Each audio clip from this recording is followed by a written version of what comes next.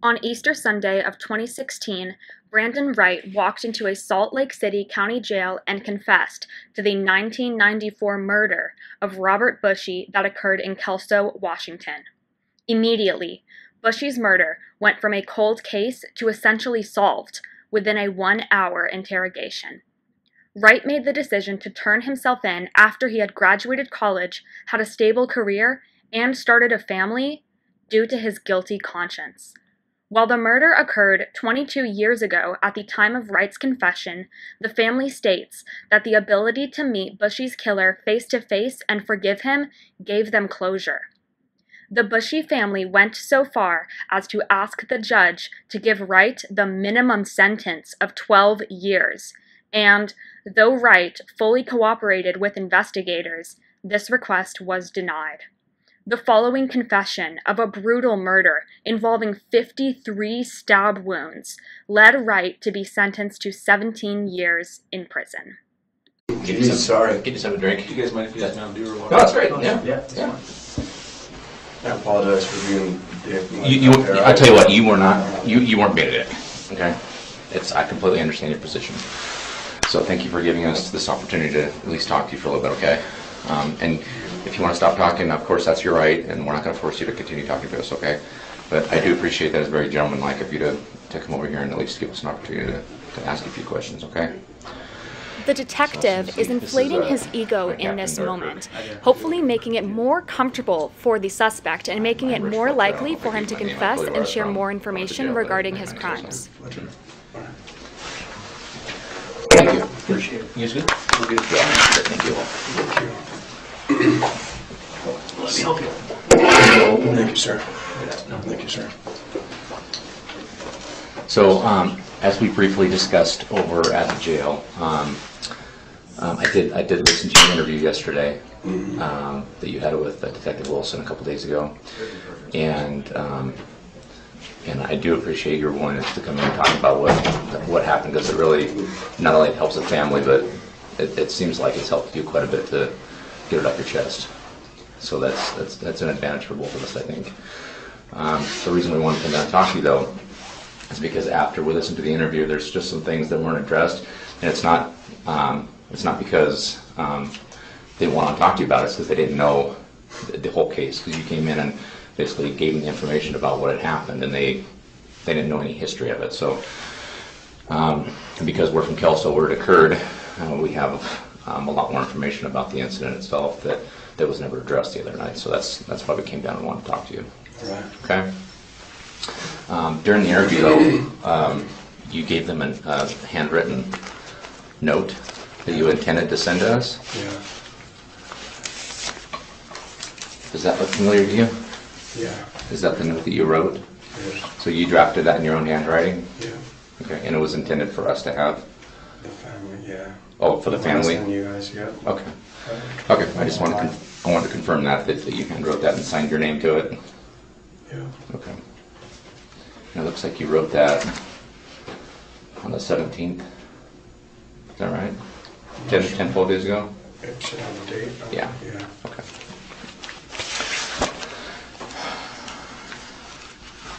So, if it's okay with you, I'd kind of like to start by just kind of recapping what you talked about the other day. Is that okay? And the only reason I want to do that is just because I want to make sure I want to be clear, since I'm talking to you here in person, that's what you intended to talk about. Is that okay with you? Sure. Okay. Sure. So during the interview, you discussed leaving Utah and flying over to Portland. That's correct. Okay. And it was towards middle of August that you flew there? Yes, it was. Okay. What's that? No. You haven't read your rights, correct? Do you remember your rights? I have the right to remain silent. I have the right to be represented by an attorney. I can't afford one will be appointed for me. Let me go through the whole thing again, okay? I know you read your rights the other day, and I know you remember your rights, correct? Okay, I'm reading to you again. It is especially important that the suspect is read his rights in this moment because he is about to confess. If he was not read his rights, it would likely make this confession invalid in court. Just for clarification, okay. You have the right to remain silent. Anything you say can will be used against you in a court of law. You have the right to talk to an attorney and have it presently while you're being questioned. If you cannot afford to hire an attorney, won't be appointed to represent you without costing before any questioning if you wish. You can decide at any time to exercise your rights and not answer any questions or make any statements. And if you wish to answer questions now without an attorney present, you have the right to stop answering those questions at any time. Okay, like I told you before. Okay?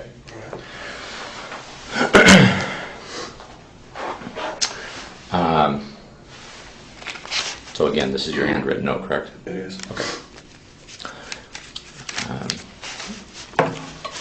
So back in August of 1994, you flew over to Portland.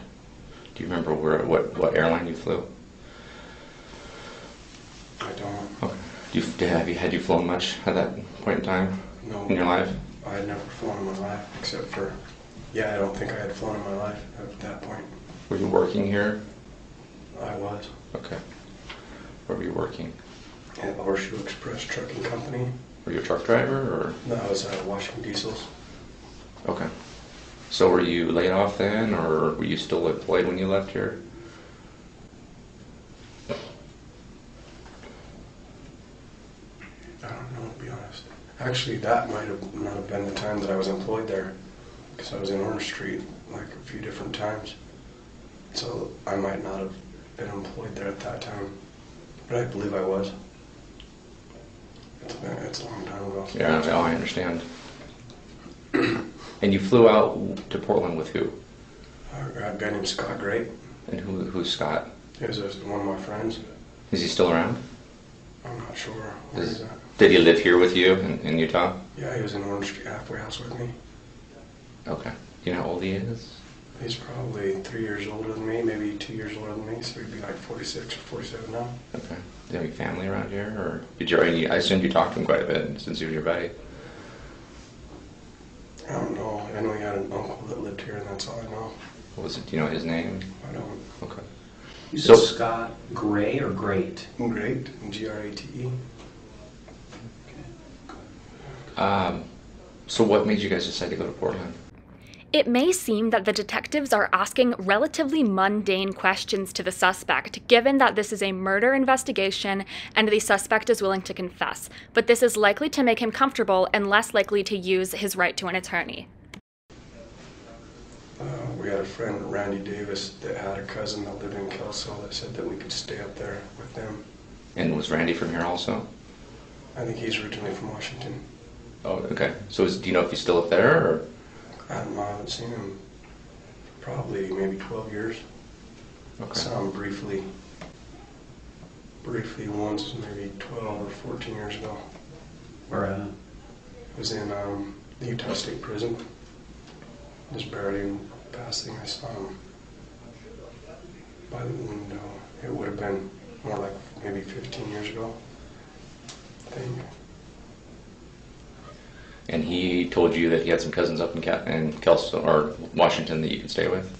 So did you say like you wanted to go up there and like hang out, or I mean, how'd that arrangement come about?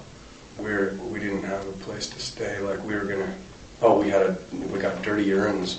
Stupid, like something not petty, like a dirty urine at the halfway house. Mm-hmm. And so we were gonna run away or whatever. And so we absconded from the halfway house, and he said that his cousin would have let us stay there. I don't know what kind of. Okay. So how did you get your plane ticket? Did you guys have money, or did someone buy it for you? Yeah, we had a little bit of money. Like I got my last check, and Scott got his last check. Okay. So you got into Portland mid-August, Mm-hmm. and who picked you up from Portland? It was Randy's cousin and her husband, or her. I don't know if they were married. Either her husband or her boyfriend. And you said it was Cal and Sue. Cal and Sue. Mm-hmm. Do you know what their last names are? I don't know. Okay. What did they pick you up in? Do you remember that? I don't remember the specific car, but it was, seems like it was an older, like one of them boat cars, kind of, not a boat car, but you know what I mean? I don't know. It's like a big sedan, big four-door car. Yeah. So they picked you up, and I assume drove you up to Kelso. Yeah. Do you know where they live? Like Longview, out in the county, or in Kelso somewhere? I don't Not sure. remember. Don't remember. I don't remember. So you stayed with them for a little bit? Mhm. How long did you stay with them? Probably maybe 7 or 10 days, maybe, or somewhere between maybe 7 and 10 days. Okay. So how long did you intend to stay with them? I don't know, indefinitely, or I don't know. You're just going I to was obtain residency up there and just stay there? more or less, but then I don't know. I don't seem to like get along well with people apparently for very long periods of time, so I was just going to come back home. And they dropped me off by a place where the train comes by, and I was going to try to jump on the train, but it went by too fast every time. There's no way I could have jumped on that train. Okay. So, did you have like a disagreement with them or something, or why did you leave their house and go down and stay in the shop It was or the shed? It was It wasn't a misagreement. It was me. Like I have a difficult time getting along with people, and so I told them I had to leave, and they were like fine with that, and yeah. So it was like a mutual thing. So you just left on foot then? They dropped me off by the train, by where the train goes by the river, by a river. Okay. Did you have were you on foot, or did you have a bicycle, or On foot. did you ever have a bicycle? Did you ever find a bicycle? Okay. And any other transportation other than by foot? No, not until I stole Mr. Bushy's car. Okay. So they dropped you off at the train depot, and you obviously walked from there. How far do you think you walked? Did you walk around for a couple days, or was it the same day that you found the shop? I think it was like 2 days. Okay. Where did you stay for those few days? In the bushes by the river. Okay. So when you left the river then to go, and you ultimately ended up at Bob's property, what took you there? I was smoking cocaine with this guy, and I got all paranoid that he was going to beat me up. You remember who that was? I don't. Okay, just a No. guy on the river? Yeah. Okay. So you left him then, and then just happened upon this property? I was running through bushes. I don't know. I thought like all of a sudden him and a bunch of people were chasing me, and I was really like paranoid that they were going to attack me or something. Mm-hmm. So I was just running through all these bushes, and then I stopped somewhere to listen, and I laid there for a long time. Seems like it would not have been like overnight, all the way overnight. But then I got up and started walking again. And that's when I encountered at that shop. Okay. So you talked about a big shop, a big shed-like shop, and then you had talked about a house and a travel trailer, and a big box van truck kind of a thing, and then a red car. Now, correct me if I'm wrong, but you had mentioned, I think during the interview, that you had entered a shop, the big metal shop first. It was a wood shop. Like I think it was made out of wood. Could it have been metal, or you just don't remember? Maybe it could have been, but I don't think it was.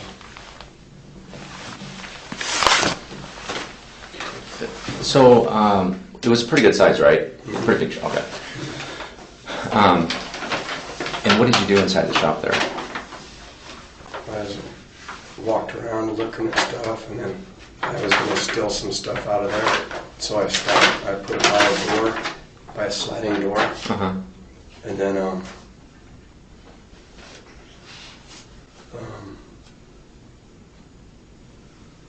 And that's it, and that's all well I did in there. So if I showed you, Just a quick clarifying question. How did you get into the shop?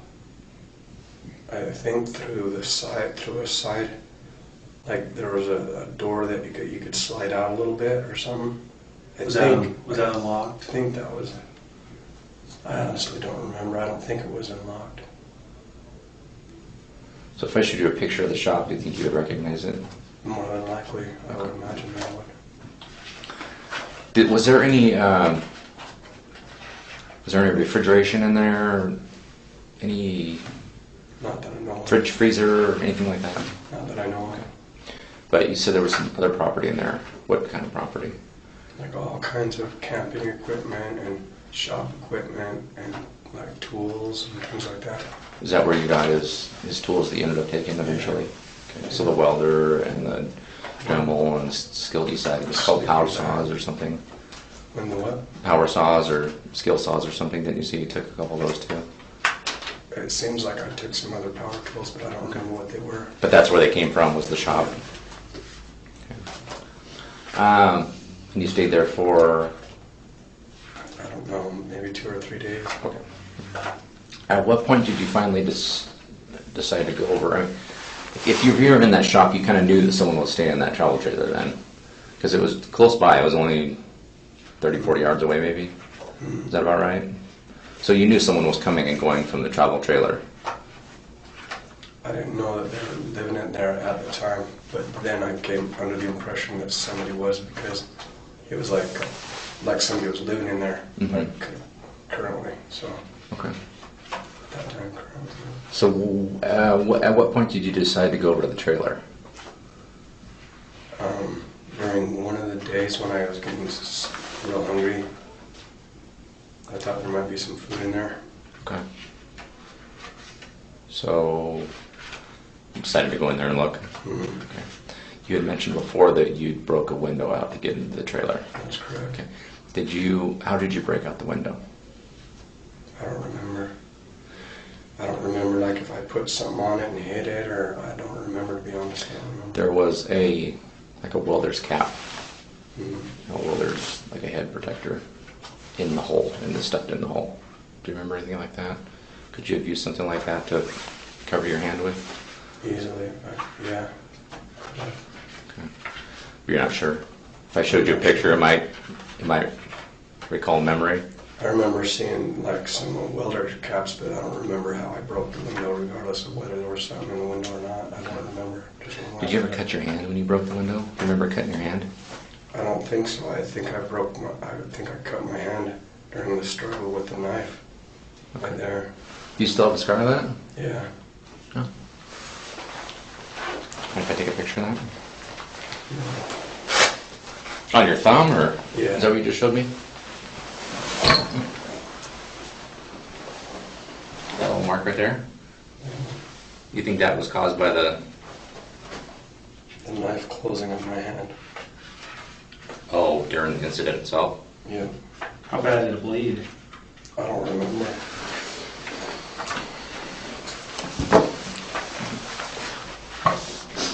So, you broke the window out of the door, opened up the door, and went in the trailer. Was anyone inside the trailer? No. You remember the inside of the trailer? I don't, not any more than it just being a standard trailer, like thousands of I've been in countless trailers. Do you remember if it was like really well kept, or if it was kind of disorganized, or?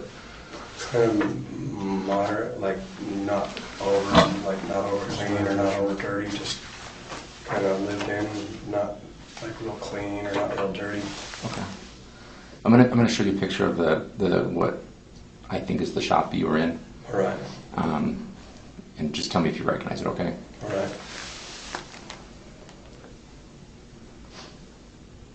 That easily could have been it, yeah. Okay. That's I metal. expected it. That's made out of metal, so. Oh. But that's a big shop that was on the property where the trailer was. So, more than likely than not, that was the shop that you were talking about, right? Okay. So you said it wasn't real clean, but But it wasn't dirty either. It's Okay. not that dirty. So you got into the trailer, and was there anything in the trailer that you were going to take, or were you just looking for food? At first, I was just looking for food, and then I thought there might be a gun in there or something. I've been like into guns when I was younger, so. Mm-hmm. So what did you have to eat in the trailer? A bunch of boxes of granola bars. Okay. Did you make any food? Just ate ready to eat food? Anything else? Not that I remember. I think that was it. Okay.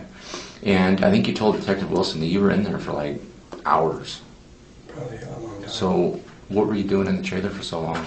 Were you sleeping, or just hanging out looking at stuff, or because that's quite a long period of time, to be quite honest with you.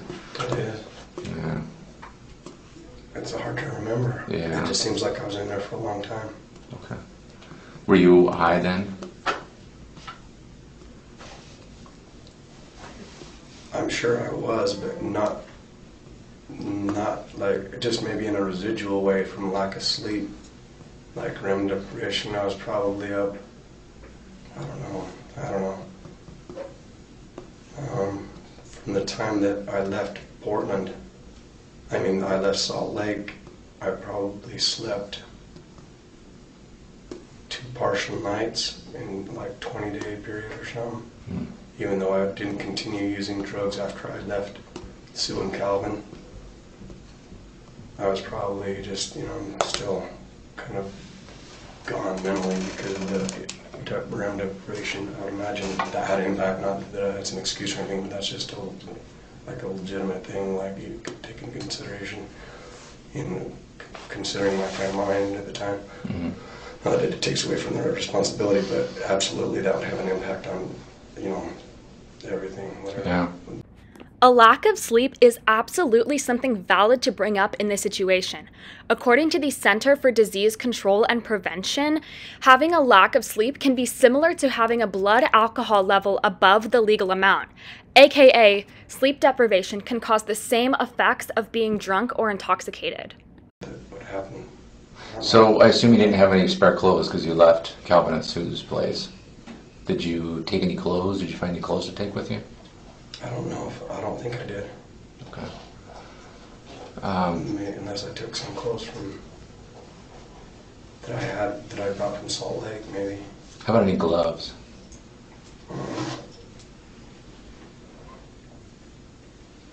I don't remember having any clothes at all. Okay. Where did you find the hammer? I think it was inside of the trailer somewhere. Was it just laying there? Or? I think so. So it was kind of an impulsive. Yeah. You said that you saw Bob come home. Yeah. So And were you the just first thing that I found? Because you kind of knew that he was going to find you in there. Yeah.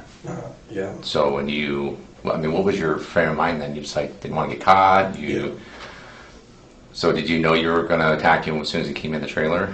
That's what I thought, was that I would hit him and then take his car and leave.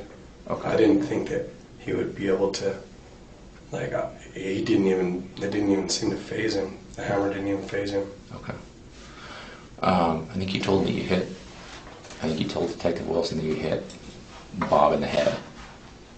Yeah. So he was facing you when you hit him with the hammer, correct? Yeah. So do you know for sure where you hit him? In the head. Okay, because there's a really big gash on his eye, just beneath his eye. Could you have hit him there with the hammer? Maybe. Okay. So you said when you hit him with the hammer, it didn't faze him at all. It Didn't probably seem to. just made him mad. Probably. So what happened right after you hit him with the hammer? He kind of charged toward me, and then I saw the knife on the ground, and I grabbed it really quick, and he was tackling me,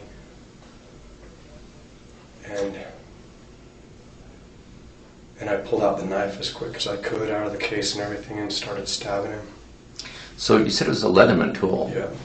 So are you sure of that, or you just think that's what it was? It was either a Leatherman or a Gerber multi-purpose tool. It was definitely a multi-purpose tool. It wasn't a folding knife, No. but it was in a case. Yeah. So you actually had to take the case open, remove the device, and then open it up. Yeah. So a Leatherman tool is you have to open it up and then take a blade out of the Yeah. handle itself. So you had to manipulate Yep. quite a bit. Do you remember doing that? I do. Okay, Like, so just briefly, it was like getting tackled and like just super fast. I don't know. It's like, who couldn't even imagine it, but that's exactly what happened. okay. Was he hitting you? No, he was like tackling me, like with his arms. So there were no blows being thrown. It was like just coming at me, and then I actually was able to reach down while he's like pushing at me. I opened it up. Believe it or not, I opened the whole thing up and started stabbing him, and that's exactly, So was he- exactly what happened. Was it like a bear hug? That Yeah. Okay, so he had you wrapped up kind of in his arms then? Kind of. Not all the way though. Like he started pushing towards me, and then But you were able to open it up, it was. and you had mentioned that you stabbed him a bunch of times in the stomach. Was that because you couldn't get higher? Because he had you in a bear hug, or do you remember? Because there was a lot of stab wounds in his stomach. Probably Yeah. because I was like down, like when I went down to pick it up, he's a big guy, and I just started stabbing the first place that I could see, and he kept coming. It didn't like seem to like it wasn't doing much to him. I mean, obviously it was killing him, but he was a strong man, so yeah. At what point did he fall down, or did you push him down? I really don't know. I don't know. Well, at some point you must have been on top of him. Maybe at the end, no, I don't know. I don't think. Oh yeah, and then I covered him with some blankets and stuff. And you Like at mentioned, one point, he stopped pushing towards me, and then I stabbed him maybe 5 more times, and he said, "You're killing me." was he still And he standing there? stopped. Yeah, and then he was falling.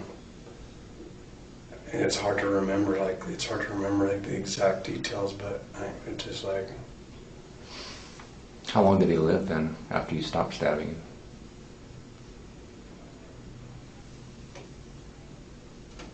I don't know, maybe,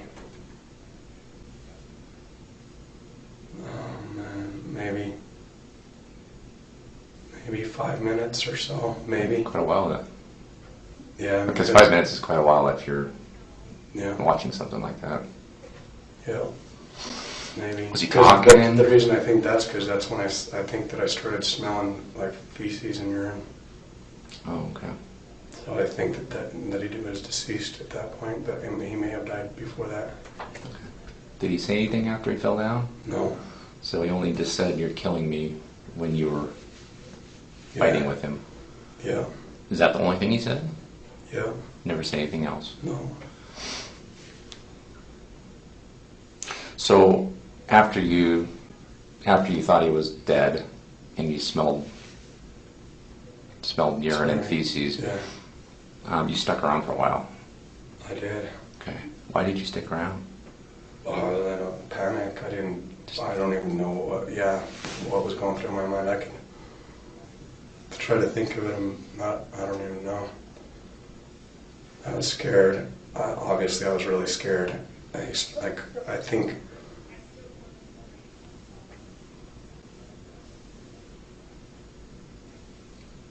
Did they hear like a horn blast in the house that night? Do you know? Who? The people that were living in the house. Why do you ask that? I'm just wondering. I don't know. I don't know. Where would the horn blast come from? Like when I was driving away, I honked the horn in his car. Oh, accidentally? Yeah, I think accidentally, but maybe. So you were in his trailer for a little while after it happened, Yeah. and I think you said he took his wallet and his ID, and did you take anything else out of the trailer? Take some food with you? Probably some granola bars. Okay. Anything else? Cup, perhaps? Not that I remember. Okay, just There food. was Where did you find his car keys at? in his pocket. So you dug through his pockets and grabbed his wallet, grabbed his keys. Take any money? There was some money in his wallet, but I don't know how much. It was like Maybe 30 bucks or something, 20, 30, 40 bucks. Okay. Did you take anything out of the vault and leave it there? Not that I remember. Okay.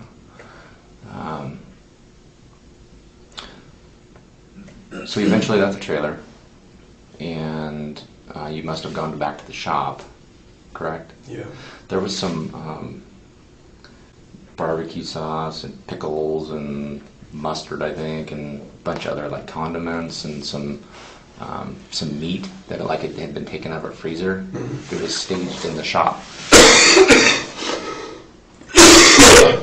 It was what? Sorry. Like it was staged. It was like set on the floor, like it was put there intending for someone to come back and get it later or something. Do you remember that kind of stuff? Probably. Got a picture of that? Yeah, probably. That must have. I mean, assuming that must have come out of the trailer. Do you I know? don't think so. Would it have come from the shop? Yeah. Where did you find that stuff in the shop? I don't remember, but I wouldn't have taken. I'm going to show you a picture of that stuff too, so that it might help to recall.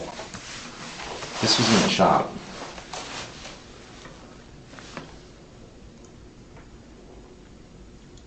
There might have been a freezer somewhere. Do you think there was a freezer in the shop? I mean, were you intending to maybe eat that there while you were staying in the shop, or you just don't remember? I don't remember. I probably did eat some stuff in that shop or something, Okay. but I don't remember. Is it possible that you brought that stuff from the trailer and like left it there while you were taking things out of the shop to leave? I don't think I would have taken it from the camper to the car, to the camper. I mean, to the shop, and then take it out of the It car wouldn't make sense, and would put it? it into the shop. Yeah. No. No. It's likely you might have found this in the shop. In the though. shop. Yeah. Yeah. So you did you back the car over to the shop to load it up, or were you carrying everything from the shop over to the car? I think I pulled it over by the door. Pulled the car over by the door. And you took some tools, a welder, Dremel tool, things like that, Yeah. and put it in Car. in the car or in the Yeah, trunk? in the car. In the Oh, passenger. I'm not sure exactly where I put it. Probably. Okay. And this Both. okay. This Bob's car that you took, it was a red car, Yeah, and you had mentioned that it was a Chevy Impala. that's my belief. Okay, that's your belief. So, it's my belief it was a different kind of a car, but it was red. Okay. And if I showed you a picture of that, do you think you'd remember? Probably. Okay, there's one. There's another. With the tire. Not yet. Thunderbird? Yeah. It didn't seem like it. Let me show you. I'll show you a picture of the inside. Maybe the driver's compartment. Maybe that might spark a memory for you. It looks like it was a manual transmission.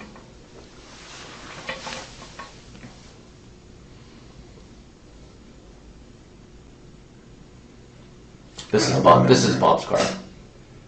I don't remember whether it was manual or automatic. Okay. But it was definitely a red car. Yep. Okay. This is Bob's car that was taken from his property when you left. And you had mentioned on your way south, after you left Bob's house, Yeah. after this all had happened, you left Bob's property that night, like within hours after killing him, correct? Yep. Okay. And do you remember, I know it's going to be hard for you to recall, but do you remember what time of the day this happened between you and Bob? 'Cause it was summertime, so it was probably light until about 9 o'clock at night. Then it's hard to estimate because it seems like sometime between 5 p.m. and 7 p.m. So it was still light out then. A little bit, Okay. I think. And you'd mentioned when you drove down to Portland, you were headed down to Portland to do what? There's a couple I was options. trying to go to Salt Lake. I was just trying to go You head back home. Were you intending to drive the car back home? Yeah, Okay. probably. But you fell asleep Hmm. and you hit a barrier or something. Just, yeah, those cement medians. like on a freeway Okay. barricade, or just those center dividers. They're concrete. Do you remember where that was? It was it had to have been in Portland And why do you say that? or on the outskirts, because soon after I pulled off the freeway into the park, and that turned out to be Burnside, Portland or something. Okay. The car was found with a flat tire. It was actually the tire that was flat is actually the right front tire. That it looked like it had some abrasions on it or something from hitting something hard, like maybe a cement barrier or something, barricade. Does that look familiar to you? That's the front right tire of the vehicle.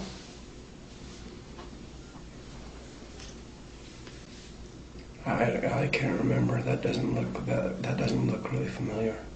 Okay. Did you ever get out and look at it, or just kind of realize that there's a flat tire and that it was kind of out of commission at that point? Yeah, I looked at it a couple of times, but I don't remember the details about how it looked. Okay. Well, the story that you told the other night to Detective Wilson actually was consistent with the condition of the vehicle. I mean, being 22 years ago, I can see why you would maybe mistake the front left tire from the front right tire. I think I said the front right tire. Actually, you said the front left. That's what made me go back and look at the photos. I was But pretty sure I said front right. okay, well, it is the front right. Yeah, that's correct. Or, wait. Front right, you mean on the driver's side or the passenger side? Passenger side. That's the passenger side tire that was damaged.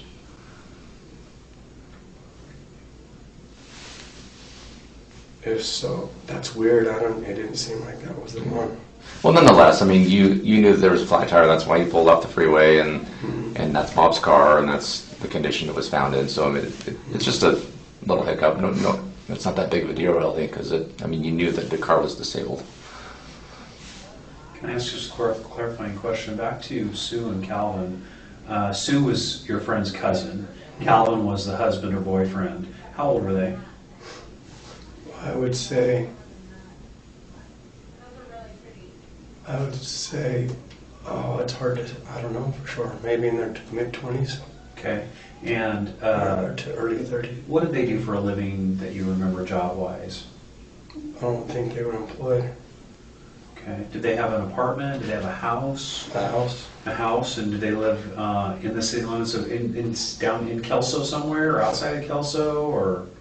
I'm not sure of the layout there, but I know it's in like Kelso or Longview, right there. Okay. Did they have any kids? Yeah, they had a daughter. Do you remember her name? I don't. Okay. She's a cool kid though. And how old was she at the time? 12. 12 years old. Yeah. Okay. Okay. That's all I have.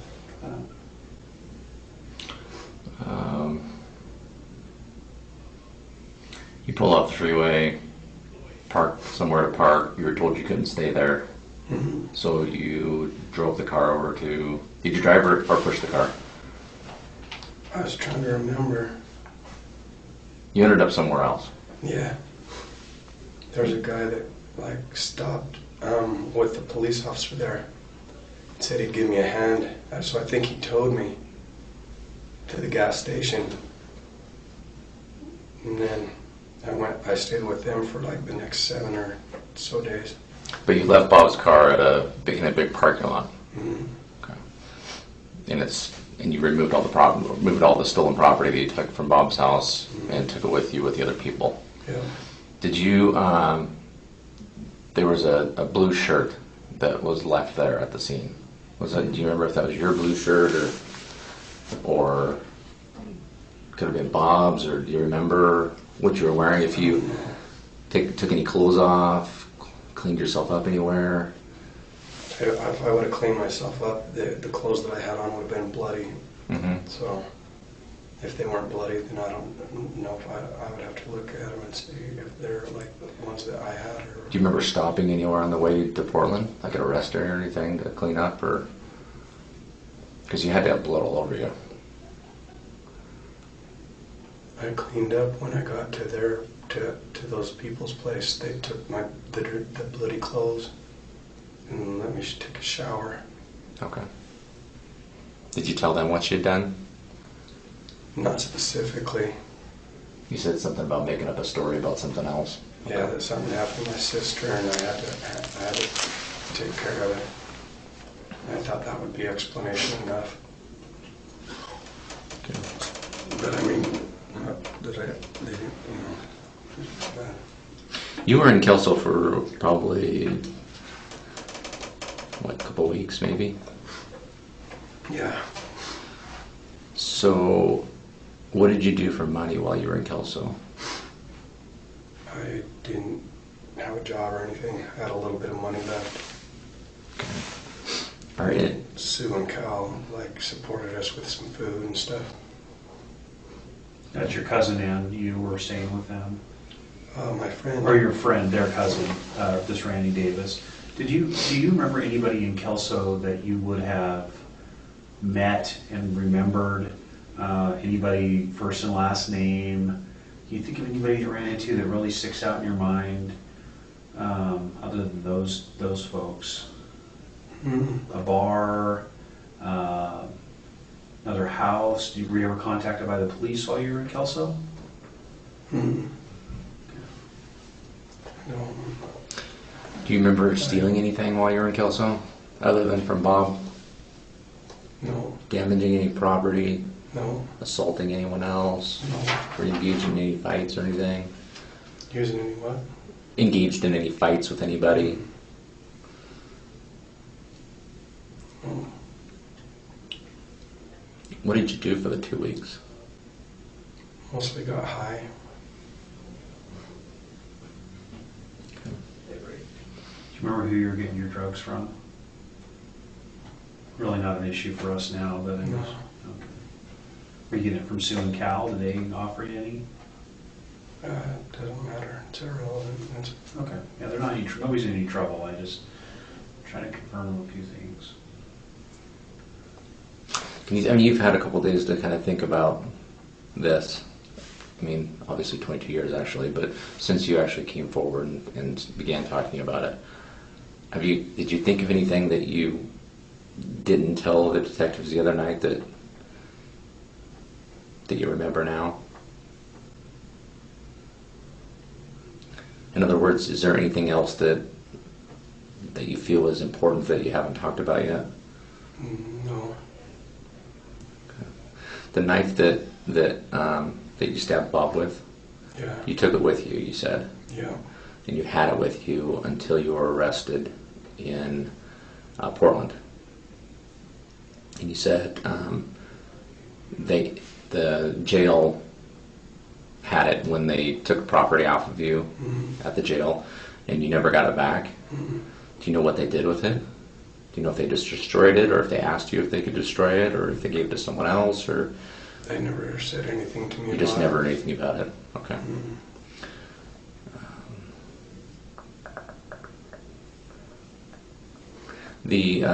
You were originally charged with possession of some kind of an illicit drug in Portland when you were arrested down there because you overdosed, I think, in a bar. I think you said. That's correct. So I'm just going to make an assumption here, and correct me if I'm wrong.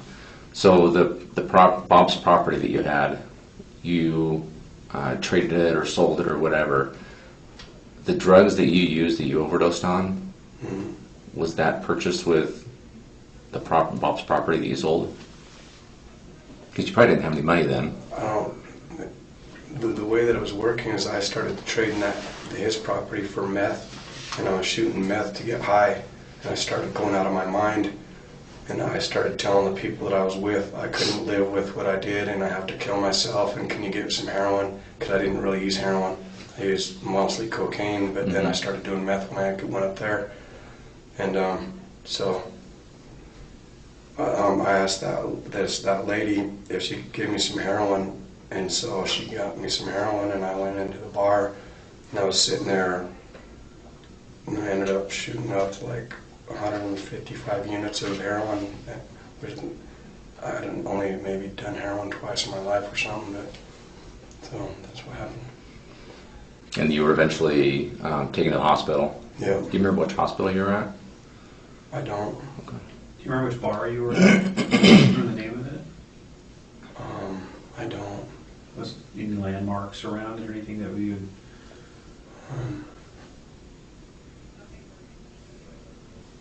I don't That's a hard remember. one,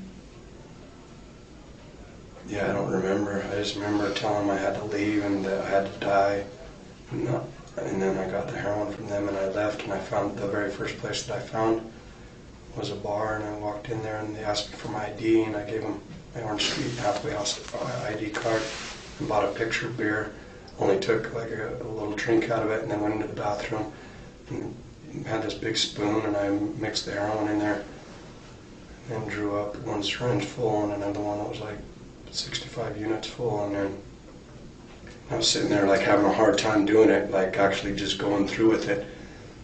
And then I heard somebody coming into the bathroom, and I just did it.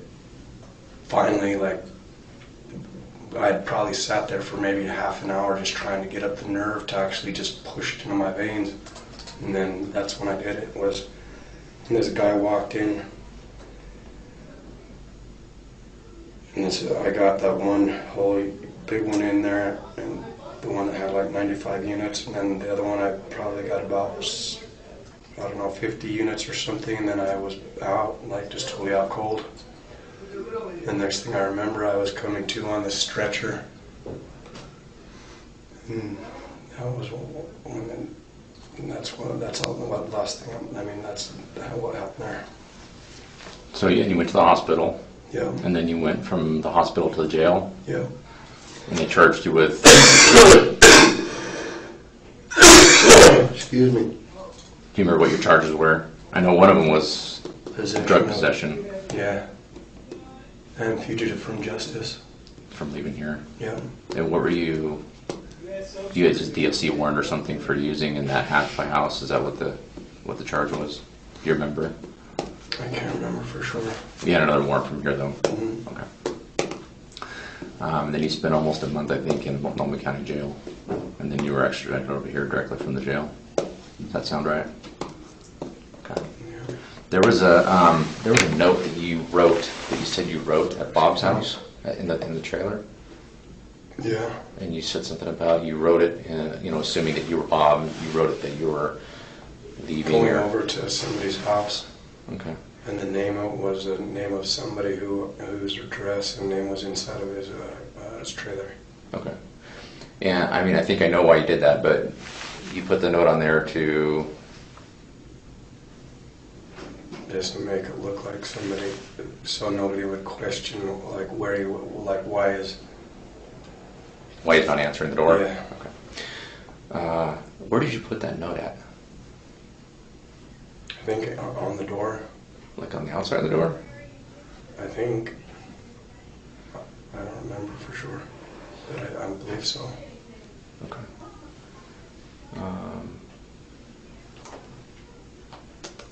Did you sign it, Bob, or did you sign it somebody else's name? I can't remember. I would imagine that I would have sent it Bob. Did you say anything about a designated driver? Okay. Not that I know. I can't remember. You also said that while you were after you had killed Bob, you were inside the trailer for a little while, and someone came and knocked on the door. Did you look out to see who it was? Mm-hmm. Did they say anything through the door?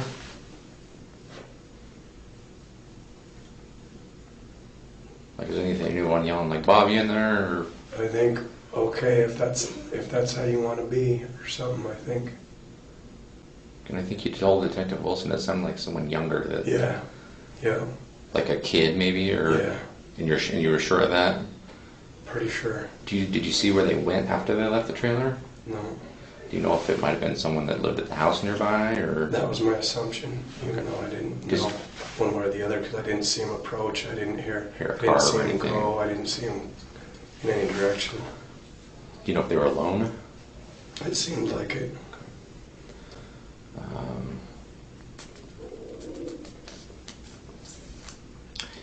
Give me a picture of that. Well, there's cats in the hole. Take a second, I'll find it. The hammer, after you hit Bob in the face with it, or in the head with it, did you throw it down, or did it drop out of your hand, or during the struggle maybe did it? I don't remember. And a picture of the covered of the pile. Yeah, one quick question, when you broke in, did you do anything with broken glass? Would you have thought to do anything with it on the way in, just so that nobody would look like it's... Maybe. This is the inside of the trailer where the glass was broke. Right. And there was welder's cap, so, yeah. And the only two things, and you can correct me if I'm wrong, the only two things I could think of that might be for would be either to protect your hand while you're breaking it, if you happen to break it with your hand, or to just kind of plug the hole after the fact. I don't remember. Okay. I really don't remember. Okay. It's just kind of an unusual place for a welder's cap to be. You wouldn't, if you were living in the trailer, I can't imagine you would leave a welder's cap in that. Mhm. It doesn't make sense to me. So No. it almost looks like it was placed there by someone, which Yeah. would likely have been you. I'd imagine. Yep, that would be my assumption. Okay. You remember where you maybe tried to stop the bleeding the most on your finger when it was bleeding? You remember if you used a rag or a glove or a shirt or your pants or... I don't remember any of it. Not any of that, actually. I don't remember. Which finger you have cut? Your left? Yeah, my left thumb. Are you left-handed? No, I'm right-handed. Did you stab mostly with your left or mostly with your right or both? I think mostly with my right. I think it might have closed on my hand when I was trying to open it, Okay. because it was like in a struggle. Okay. Is that what you're looking for, Rich? And this is a pretty significant incident in your life, which you have some pretty clear recollection of. Do you remember, before you left the trailer, do you remember like looking on the floor and before you left, how you left the trailer? I think I stacked blankets on him. And you did that just to conceal him? I honestly don't know. I don't know. I was like, Or were you... I could think back and probably apply a number of different reasons. Some of them conscious, some of them unconscious. I mean, there's a whole lot of reasons. Or maybe did you cover him so you didn't have to look at him dead, maybe? That might have been something, yeah. I mean, I have a picture of a hammer, the only hammer that was really there. You said it was a kind of a ball peen kind of a hammer, but the one that was present at the scene was a little bit different. You only saw one hammer. Did you see more than one hammer in the trailer, or was it just the one? I don't remember Okay. whether there was more than one, but That's the hammer that was there. Does that look familiar?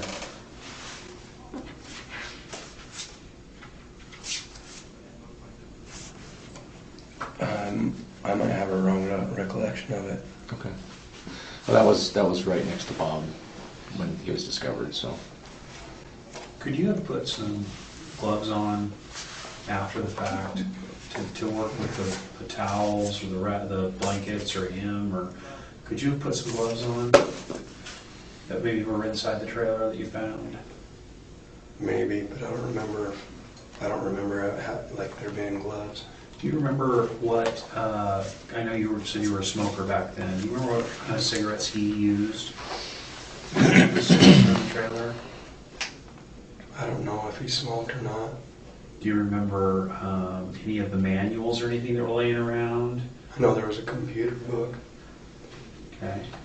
I remember a computer book, and I didn't even know that he smoked, and except I saw in the ashtray in that car, in the photo of his car, there were cigarette butts in there. Do you remember a bunch of cigarette butts in the car when you were driving it?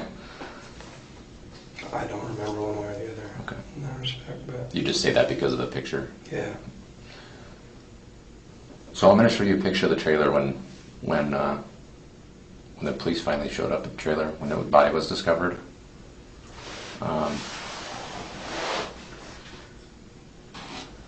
Can you tell me if this to your best recollection that this is the condition in which you left it? Why would it matter? Like if I don't know. Well, I'll explain why after I show you the picture. Okay, there's actually a reason why I'm asking this question. Okay, do you think you might recall it or not? I don't know. Because if you don't think, if you didn't ever, I mean, after you covered him up, you said you covered him up with a bunch of blankets, just stuff from inside the trailer there that was laying around, correct? So you covered him up. Could you have covered him up with some clothing too? Probably. Just a bunch of articles that were there at the time? Probably.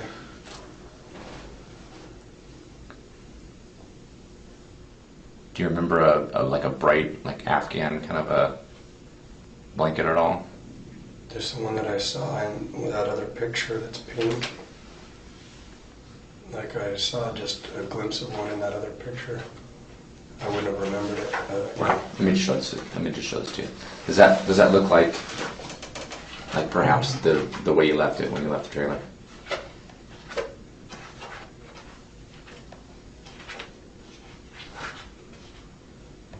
Probably. I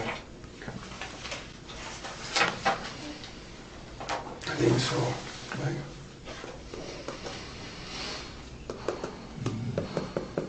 Who else did you tell about what happened? nobody ever, except for when I was on bath salt at Lone Peak. What's Lone Peak?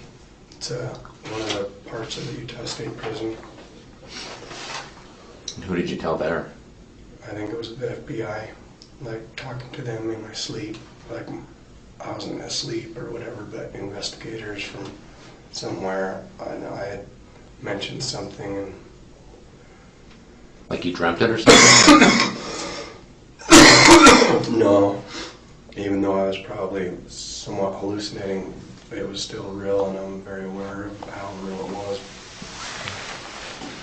Was there? In prison? That was in prison? Yeah, And some investigators came to your cell or to the infirmary or? I'm not quite sure where they were, but they're probably up in the rafters, or I mean, there's probably different parts that they can go to make observations of the prisoners. And I mean, this will sound weird or whatever, but so I think that they're,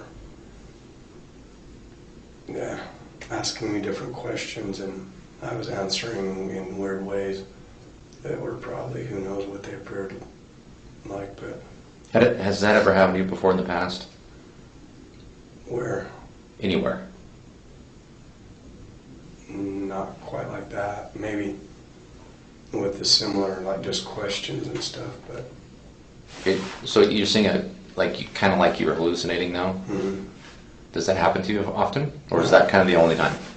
no, I mean, most of it has been drug related, Okay. and so it's not. When you got booked into the Malone County Jail after you were in the hospital for the overdosing, and you got put in with whoever you were bunking with, did you tell anybody about this incident or even allude to it a little bit? I think I told one, I think I might have told a couple of, I didn't say anything specific, but yeah, Mentioned I Kelso? alluded to it. I didn't mention Kelso, I don't think. Maybe I did. It's hard to remember. Yeah, it's a long time ago. Have you ever I'm been? not sure. Have you ever been taken into custody and taken to the hospital by the police? That day, before they took me to Multnomah, I mean, at any time in your life, not because of this issue, not because of your overdose, have you ever been contacted by the police and questioned and taken to the hospital for like a mental health evaluation? No. Okay.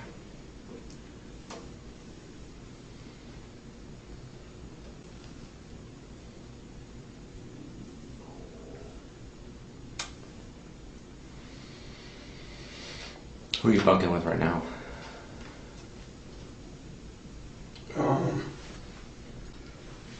I can't even remember his name. I think his name's Jim.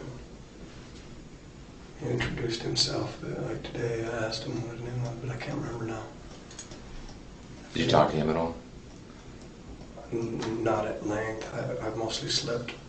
Okay. And he slept. I'm gonna be perfectly honest with you. I'm just gonna tell you right now that I'm gonna go talk to him. So, did you say anything to him about why you're in there? No. Okay.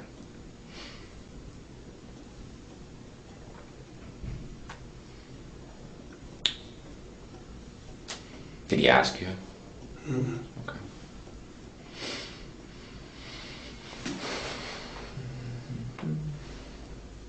Anything else?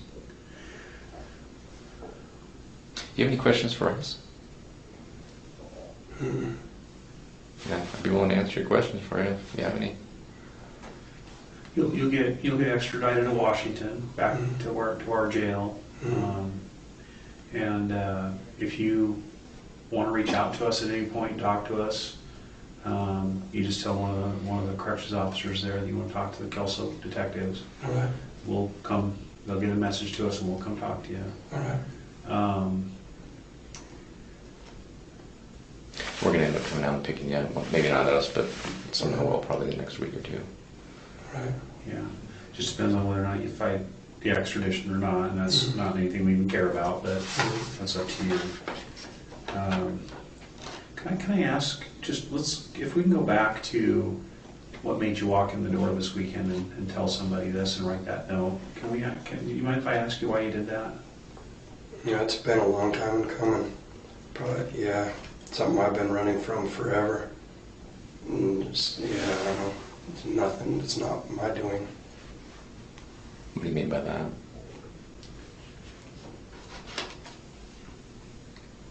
Yeah. I mean, are you trying to do the right thing, or do you think like you've been forced to come in Trying here? to Or? do the right thing, but having a lot of difficulty for a long time. So. Yeah. Were you ever forced to come in here and talk about it? By anybody? No. So you came in here voluntarily on your own volition. Mm-hmm. Did you get any tattoos while you were in Kelso? I didn't. Didn't. We have some tattoo people up there. Had you ever been to Kelso before that 2-week period? Had you ever been there before? I hadn't. Have you ever been back since? I haven't. Had you ever been in the trailer before the day you went in and got confronted by him? No. Did you know him at all before I this didn't. incident? I didn't. And the reason I ask is his driver's license says Robert Boucher. You keep referring to him as Bob. And I'm just wondering if you've come to that because most Roberts go by Bob. Is that why you've done that, or? No, I think that his license says Bob. Okay, and you said you got rid of that license. How did you get rid of that license? Inside of a windowsill of a vehicle. Okay. That the guy was letting me stay at his house. Okay. Do you remember what kind of car that was? It was one of those vans that have like a bed. They're like a flat nose van, like a older, kind of like they're kind of unique. I don't know what the terminology used to describe them is, but Like a Volkswagen van? kind of. But like a Volkswagen van, but with a truck bed instead of a. You don't remember their names? I don't. How old were they?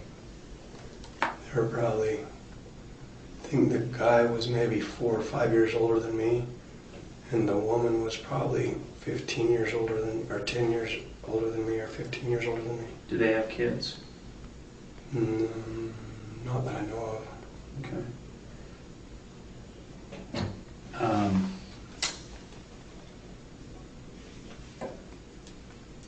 Had you ever been in the car before the time you took it? No. Had never been in there.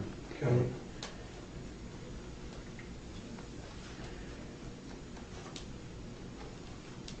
Do you remember anything that happened to the license plate to the front of that car? I don't. Okay.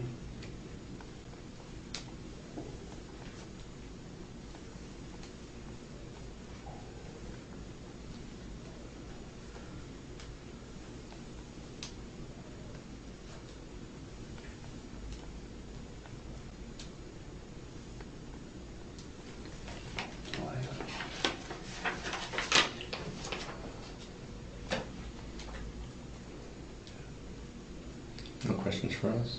No. Brent, I really appreciate you talking to us. It does answer a lot of questions about peripheral things that we thought were related to this that may or may not have been at this point. So, but it is helpful, and I appreciate your willingness to come over here. Can we get a picture, just your face shot before we leave? Sure.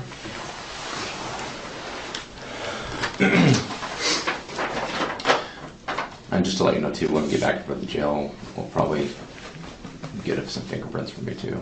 All right. Just to let you know ahead of time.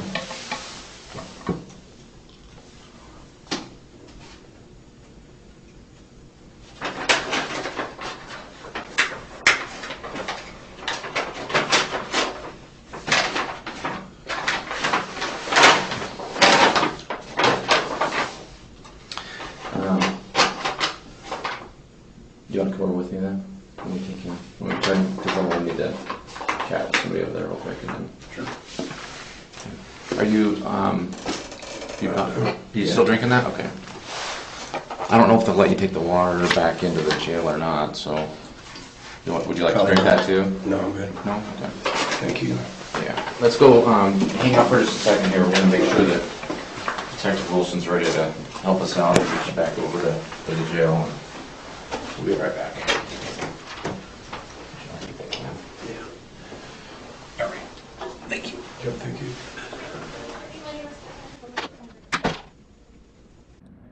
Do you think Wright deserved a harsher sentence than the 17 years he will face in prison? Thanks for watching.